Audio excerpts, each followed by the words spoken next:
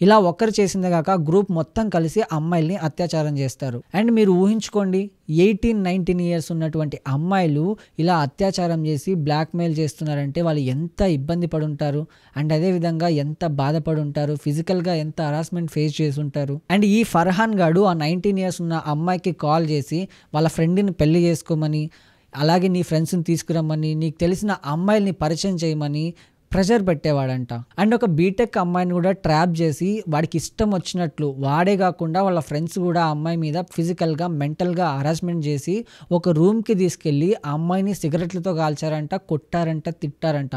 ఇంత జరిగిందంట. అండ్ ఆ అమ్మాయికి చెల్లి ఉందని తెలుసుకొని వాళ్ళ చెల్లిని కూడా ఇందులోకి ఎంటర్ అవ్వమని చెప్పి, వాళ్ళ చెల్లిని కూడా తీసుకురమ్మని చెప్పి ఆ అమ్మాయిని చెప్పారంట.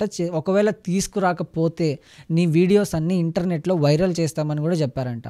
ఇంకా ఏం చేసేదేం లేక ఆ అమ్మాయి వాళ్ళ చెల్లిని కూడా తీసుకెళ్తే సేమ్ ఆ అమ్మాయిలానే వీళ్ళ చెల్లిని కూడా వాళ్ళు హరాస్మెంట్ చేసి అత్యాచారం చేశారంట. ఇలా ఒకరిద్దరు కాదు, కొన్ని వందల మంది అమ్మాయిలను ఇలా ట్రాప్ చేసి వాళ్ళు ఫిజికల్గా వాడుకొని మెంటల్గా హరాస్మెంట్ చేసి, ఇలా కొన్ని మతానికి సంబంధించిన వాళ్ళు వాళ్ళ మతంలోకి జాయిన్ అవ్వమని, వాళ్ళ మతంలో చేరమని, ఇంకా ఫోన్ చేసి వాళ్ళ మతానికి సంబంధించినటువంటి ఇన్స్ట్రక్షన్స్ ఫాలో అవ్వమని కూడా చెప్పారు.